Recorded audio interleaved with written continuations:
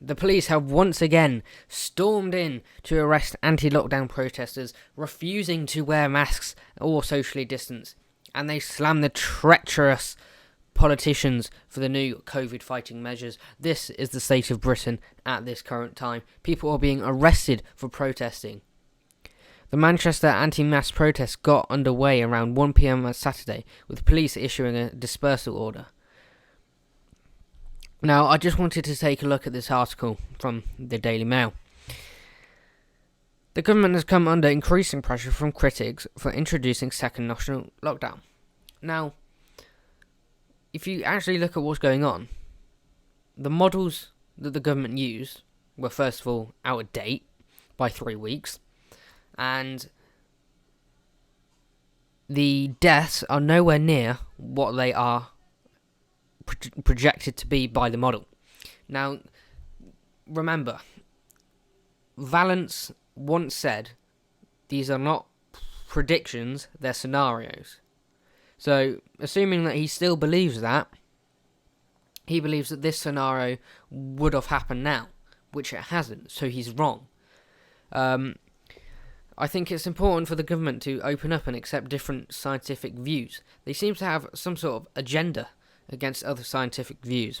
I don't know if this is because the government has made such a huge mistake and are not able to accept that they made a mistake. Hundreds of people have gathered in Manchester city centre to protest against the second national coronavirus lockdown. Social media footage showed a few hundred people in attendance with little social distancing and few wearing masks. Many of them carried placards, one of which, "Fear is the currency of control." Those 300 plus politicians that voted for the lockdown are treacherous. From this day forward, it will be for every single one of us to be brave. Now, if I just scroll down here, you look at these pictures. 1, 2, 3, 4, 5 police officers, 6, 7, 8 police officers for a anti-lockdown protest. Now I get the fact that the protests are banned under this lockdown period, but protesting is a right. If this was a Black Lives Matter protest, if this was an Antifa protest, if this was a climate change protest, the police would allow it to go ahead. Now, look at this scene. The state of this country is absolutely shocking. We've got people being arrested for simply being outside and associating with other people. A statement from GMP said, and that's Greater Manchester Police, "We are aware of large gatherings in Piccadilly Gardens, Manchester City Centre, and officers are in attendance. Under the Anti-Social Behaviour, Crime and Policing Act 2014, a Section 34 dispersal order has been authorised." So it was deemed antisocial behaviour under the Crime and Policing Act 2014. Now, I don't know about you, but this protest seemed pretty peaceful until the police turned up. It's not antisocial to protest.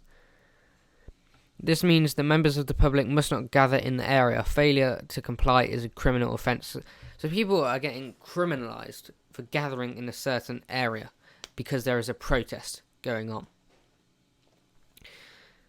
The Prime Minister pushed ahead with nationwide restrictions amid concerns rapid spread of the virus in September and October is leading to surging hospital admissions, which is not true also.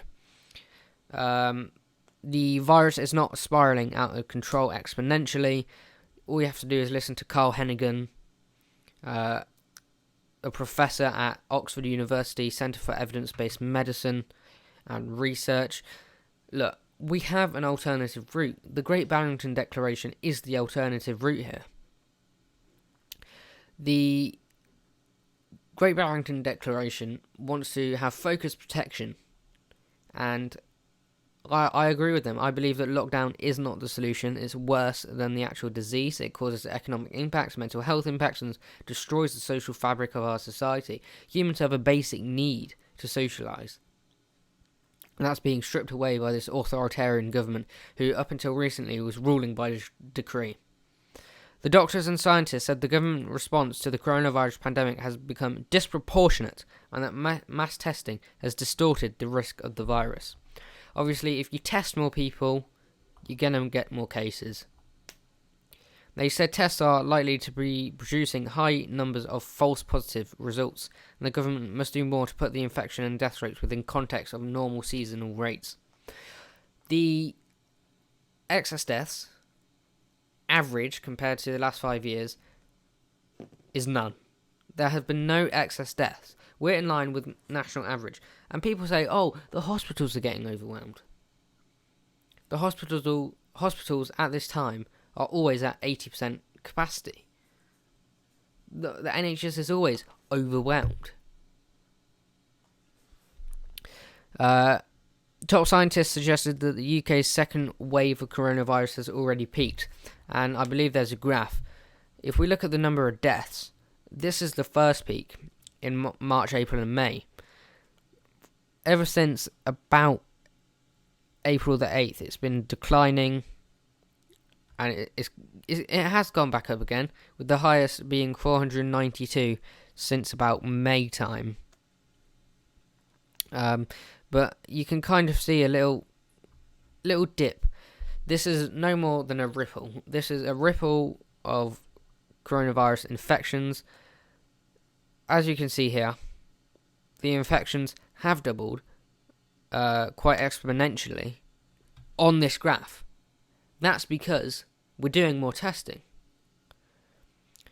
Cases are down 11.5% on last Sunday's total at the time of recording.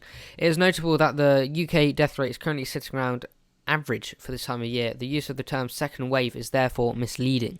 We have the knowledge to enact a policy that protects the elderly and vulnerable without increasing all other health and economic harms, and which is not at the expense of our whole way of life, and particularly that of the nation's children. There's going to be no future for these children. The government has condemned these children to a future of debts. Further, 156 people have died after testing positive for the virus. The positive drop in case numbers add fuel to the criticism against Boris Johnson's trigger-happy lockdown put in place this week, and that's what I would call it, a scaremongering, trigger-happy lockdown. If you didn't listen to the government and didn't listen to the news and the BBC, you wouldn't know that there was a pandemic going on. The average age of death is 82. Now, if your brother or sister died and they were, let's say, 30 years old and in good health by an unknown cause, that would not be you wouldn't worry. What I'm trying to say is, when people die of unknown causes, basically, the coronavirus is an unknown cause. And you wouldn't panic. You wouldn't think there was a virus going on. But anyway, that's going to do it for today's video. I hope you guys enjoyed, and I'll see you next time. Goodbye.